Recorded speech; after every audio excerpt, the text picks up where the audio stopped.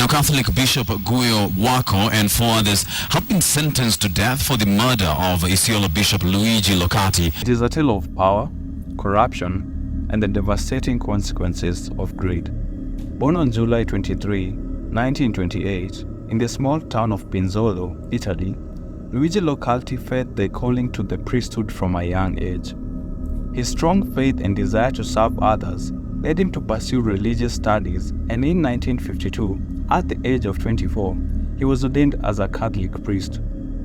Driven by a deep passion to spread the word of God, he was known for his unwavering commitment to his spiritual duties. For the next decade, Locati's vocation will take him beyond the borders of his own country as he responded to the Church's mission to minister to those in need across the globe. Welcome to our weekly crime series, where we tell crime stories from far and beyond. I'll be your host, Mike Ahindi, and this is Shadows of Justice.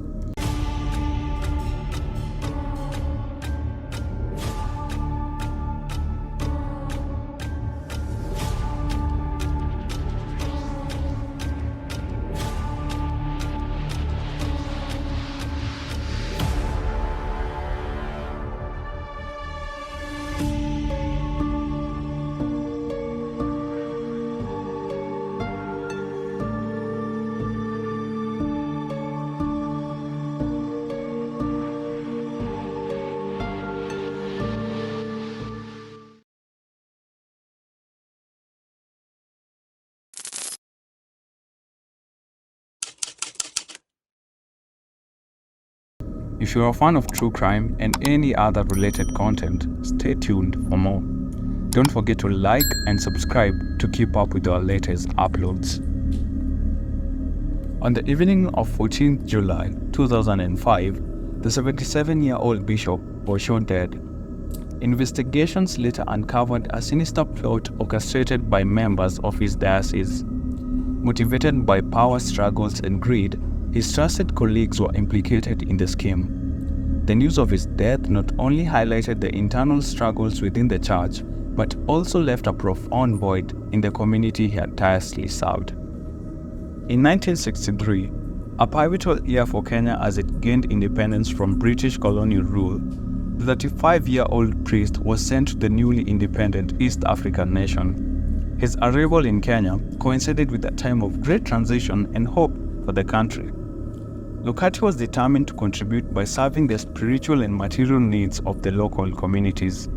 This marked the beginning of his long dedicated service in the region. This journey led him to a town known as Isiolo, where he was tasked with overseeing the establishment of the Isiolo diocese, a significant responsibility in a remote and developing region. At the time, Isiolo had a population of around 80,000 people, comprised of a mix of ethnic groups including the Somali, Borana, and Turkana communities. The Somali residents, many of whom first settled in the area as soldiers after World War I, had transitioned into business and livestock farming, contributing to the town's economic activities. In addition to the Somali and Borana people, a small but influential Indian community primarily engaged in trade and business also called Isiolo home. Religiously, Isiolo is diverse, with a roughly equal population of Christians and Muslims reflecting a unique blend of faiths coexisting in the town. This cultural and religious variety with the diocese Locati was to establish all the more significant, as it aimed to bring people together from different backgrounds, fostering unity and mutual understanding. The Jamia Mosque, the largest in Isiolo, stands as a remarkable landmark symbolizing the town's rich Islamic heritage and its significance to the local Muslim population. Despite the cultural diversity, Luigi Locati fell quickly in love with Isiolo and its people. He immersed himself in the local culture, learning native languages like Borana and Kiswahili, which helped him connect more deeply with the various communities. His willingness to understand and respect the traditions of Borana, Somali, and other ethnic groups earned him the trust and admiration from the locals. For the next 40 years, the Italy-born bishop dedicated his life to serving the people of Isiolo, building schools, health centers, and churches, while also working to foster peace among different ethnic groups, a region sometimes prone to conflict.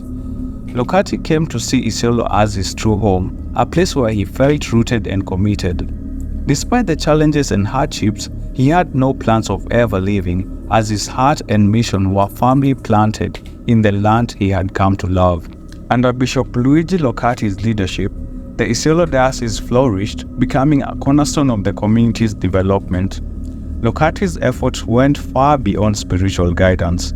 He established schools to provide education for children who otherwise had limited access, set up clinics to care for the sick, and even launched a local radio station to communicate with and serve his flock more effectively. His tireless dedication to improving the lives of the people around him earned him deep respect and admiration from all who knew him, regardless of their faith or background. Over the years, Isiolo itself transformed, evolving from a small, remote town into a thriving hub of activity. New infrastructure and business emerged, attracting people from different regions and cultures. But even as the town grew and changed, Bishop Locati remained a constant, a steadfast beacon of hope and faith. His presence provided reassurance and guidance for all who sought his counsel, embodying the values of compassion, service, and unity throughout his life. Sadly, this was all about to come to a devastating end. On the evening of July 14, 2005, Bishop Luigi Locati's life was about to be tragically cut short. Between 6:45 and 7 p.m. that evening, the 77-year-old bishop was walking home from the Isiolo Pastoral Center, where he had just finished sharing a meal with his fellow clergy members. As he made his way down the familiar path, just meters away from his residence, a group of armed men emerged from the shadows. This peaceful evening turned into a nightmare as the men opened fire on their suspecting bishop. Before he could react, a bullet from a G3 rifle, a high-power military-grade weapon, struck Locati in the right shoulder. The force of the shot was so brutal, the bullet tore through his shoulder, traveled to his neck, and finally shattered his jawbone. In its deadly path, it severed major blood vessels, causing catastrophic injuries. The attack was swift and merciless, leaving Locati gravely wounded on the ground. The bishop, who had dedicated his life to serving the people of Isiolo, now lay fatally wounded, the victim of a violent plot that would shock the entire nation. The elderly bishop collapsed, mortally wounded, and tragically succumbed to his injuries about an hour later at a nearby hospital. The murder of Bishop Luigi Locati sent shockwaves through the community of Isiolo, shattering the sense of security that had been built over decades. Hundreds gathered to mourn the loss of this beloved man of God, including the then President of Kenya, Mwai Kibaki, who expressed his heartfelt condolences and vowed to ensure justice was served. President Kibaki promised that the authorities will thoroughly investigate the circumstances surrounding the bishop's death and uncover the identity of his killer. With a sense of urgency, investigators quickly mobilized, striving to piece together the puzzle of who would want the respected priest dead. Initial suspicions pointed toward the possibility that the murder had been orchestrated by a political enemy of Bishop Locati. Known for his fearless stance against official corruption and black market profiteering, the bishop had often used his platform to denounce unethical practices, making powerful enemies in the process. As investigators delved deeper into the case, the complexities of Locati's life and the web of interest surrounding him began to unravel, revealing a darker side of the community he had devoted himself to serving. However, as investigators got closer to unraveling the mystery surrounding Bishop Locati's murder, they realized that it was not the work of political enemies as they had initially suspected. Instead, the focus of the investigation soon shifted to two men of God, priests who had served under Bishop Locati in the Isiolo diocese. These suspects were identified as Father Guyo Waqo and Father Cyrus Makuchia, both of whom had been entrusted with significant responsibilities within the church. The shocking news of their arrest sent ripples of disbelief through the church community and the town of Isiolo. Church leaders expressed their astonishment as the two priests had previously been viewed as dedicated servants of the faith. In light of the allegations, however, they pledged to support the authorities in their investigations, emphasizing the need for transparency and justice. As the investigations unfolded, many began to grapple with the unsettling possibility that betrayal could lurk even within the sacred walls of the church, raising questions about trust and loyalty in the community that Bishop Locati had worked so hard to foster. Father Guyo Mali had recently been forced out of a parish assignment due to complaints that he had been mismanaging and squandering funds intended for community projects. His dismissal had left lingering resentment among some parishioners, raising questions about his motives. On the other hand, Father Cyril Mukuchia had found himself embroiled in a bitter dispute over the mismanagement of two schools, which ultimately resulted in their closure on Bishop Locati's orders.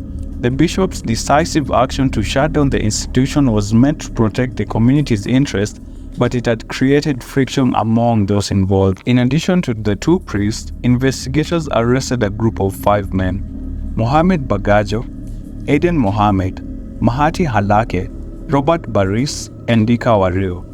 Guyo Waqo was particularly significant to the case. He was said to be the owner of the murder weapon, which had been established as a G3 rifle, the same type used in Bishop Locati's assassination. The involvement of these individuals painted a complex picture of potential motives rooted in personal grievances and financial disputes, further deepening the mystery surrounding the bishop's tragic death. Upon further investigation, one of the priests, Father Cyril Mukuchia, was discharged as a suspect when evidence clearly indicated that he had nothing to do with the murder. This development left Father Guyo Mali as the primary suspect, alongside the 5 men who are believed to have assisted him in the crime. As the investigation progressed, authorities began to uncover a chilling plot orchestrated by Father Guyo, raising disturbing questions about his actions and motivations. You might be wondering, what could have led this man of God down such a dark path? What was the motive behind this betrayal of trust and faith? Prosecutors claimed that the motive for the murder stemmed from a power struggle over control of the church funds that were under Bishop Locati's authority.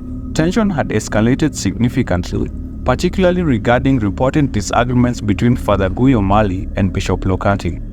The bishop had reportedly instructed Father Guyo to cease soliciting donor funds without proper oversight, which infuriated the priest. These funds had become a significant source of income for him, and losing access to them threatened his financial stability and influence within the diocese. Bishop Locati's efforts to curb what he perceived as the misuse of church funds had apparently pushed Father Guyo into a state of frustration and desperation. The priest, feeling cornered and powerless, may have viewed the bishop's action as an existential threat, prompting him to consider drastic measures to regain control. This escalating conflict not only illuminated the darker aspects of church politics, but also painted a picture of betrayal, where personal ambition clouded the very principle of faith and service that the church stood for. Prosecutors alleged that this, combined with greed and a thirst for power, drove Father Guyo to recruit a group of accomplices to carry out the brutal assassination of Bishop Locati. The court was presented with a chilling account of how the murder was orchestrated, revealing the depths of Father Guyo's betrayal. In a twisted power struggle over control of the church funds, he meticulously planned, financed, and enlisted others to execute the killing. Evidence indicated that he had also facilitated the acquisition of the firearm used in the attack, demonstrating premeditation and intent. Investigators uncovered that Father Guyo had transported the hired killers to the scene of the crime, further implicating him in the plot. On the day of the murder, he was found to have withdrawn a large sum of money from his bank account, which he intended to use to pay off the assassins. Among the other suspects, Roba Balla Bariche was identified as a key player. He acted as a crucial link between Father Guyo and the accomplices, playing a direct role in planning and executing the mission. This collaboration painted a grim picture of a conspiracy fueled by personal ambition and corruption, shattering the sanctity of the church and leaving the community in disbelief over the heinous act committed by one of their own. There was extensive communication between Father Guyo and Roba Balla Bariche, indicating a close working relationship in orchestrating the plot against Bishop Locati. Investigators found that Mohammed Bagajo had actively participated in the meetings held to plan the attack and was also present at the scene of the crime, reinforcing the organized nature of the conspiracy. Guyo Waqo was identified as the owner of the G3 rifle that had been used in the murder, further implicating him in the crime. Aden Mohamed, another suspect, was also recruited by Father Guyo to assist in the assassination. He played a crucial role by facilitating the hiring of the G3 rifle, which he then delivered directly to Fr Guyo. Aden's presence at the scene of the crime placed him firmly in the middle of the plot. Mahati Halake, another conspirator, was involved in both the planning stages and the acquisition of the firearm, illustrating the group's coordinated efforts. The most stunning evidence came from a witness who revealed that Fr Guyo had previously plotted to kill the bishop, but that plan had ultimately failed.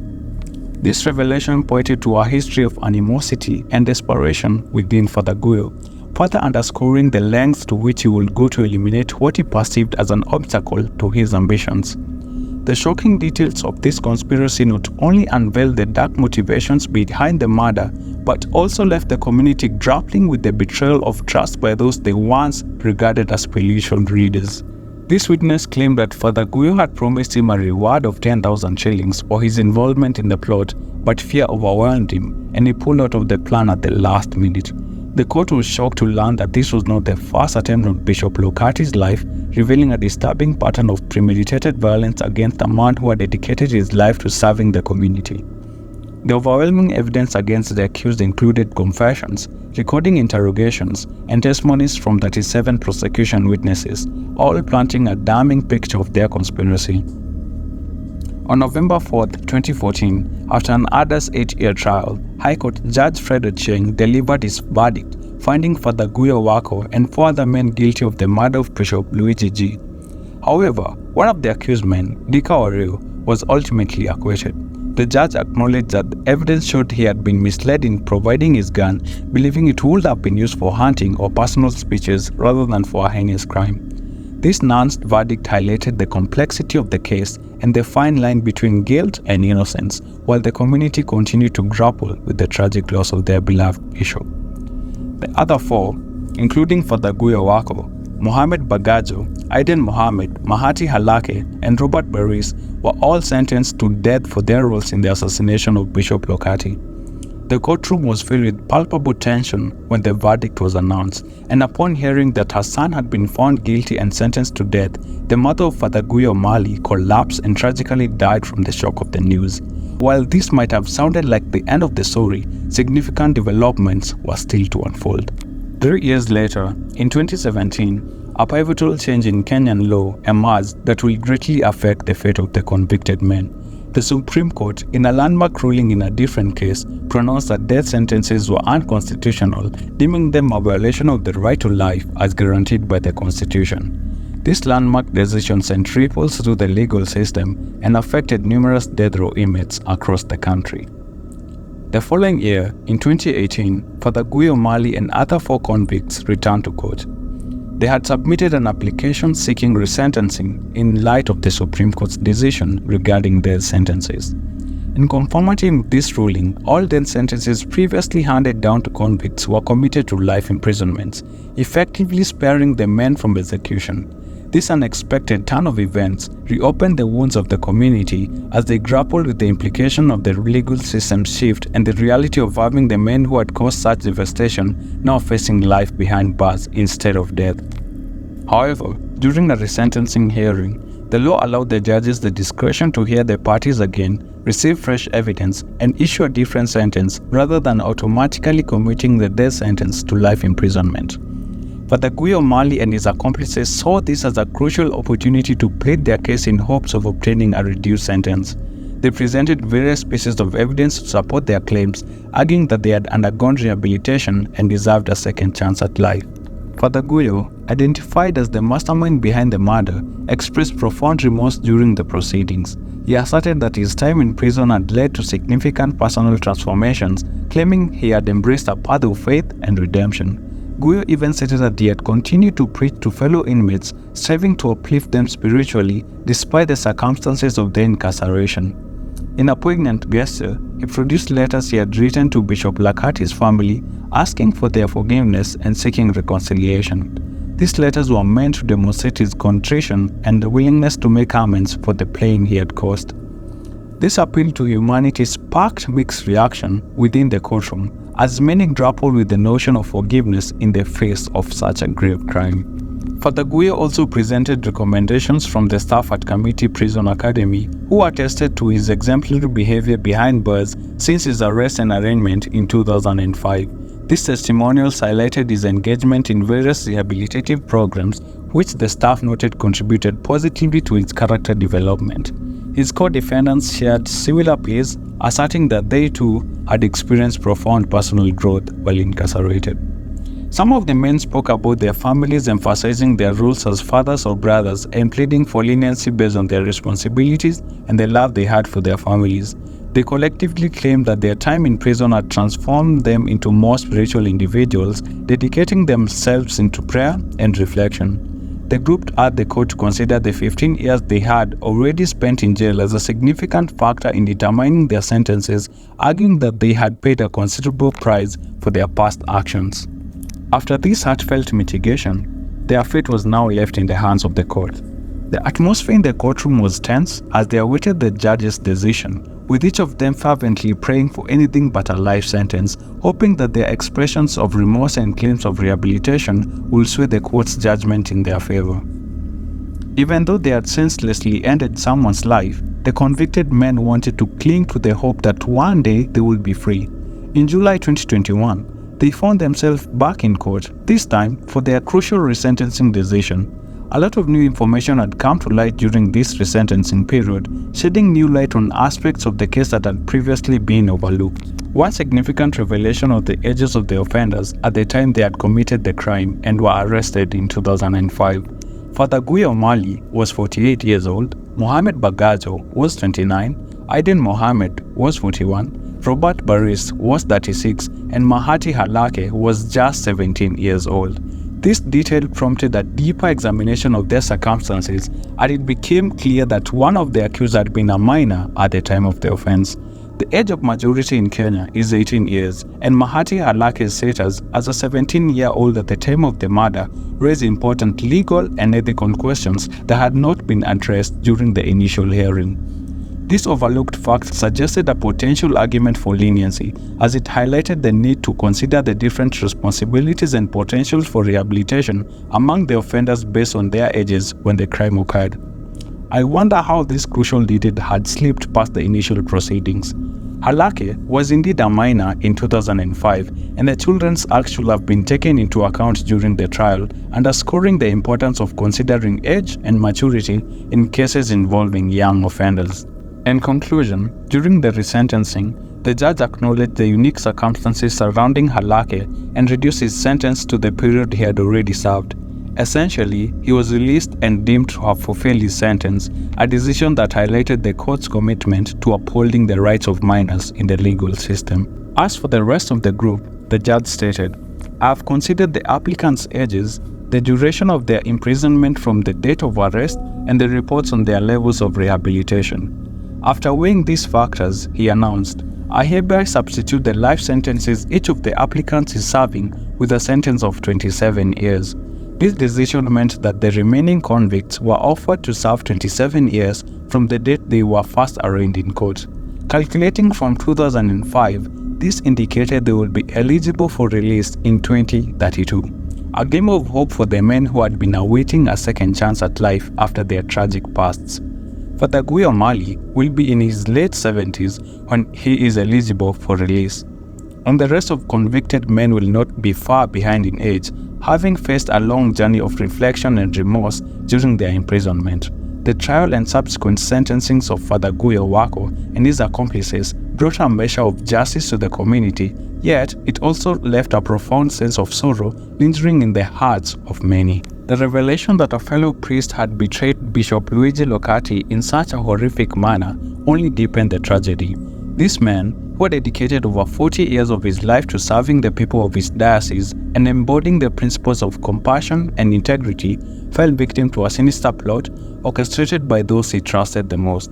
His life was taken in a senseless act of violence, fueled by greed and a thirst for power, leaving behind a community grappling with the loss of a leader who had been a beacon of hope and faith.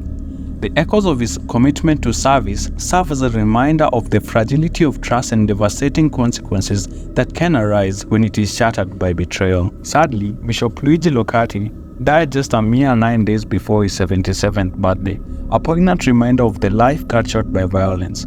Following his untimely death, a requiem mass was held in honor at St. Ubius Cathedral, a solemn occasion attended by many, including the then President of Kenya, Mwai Kibaki.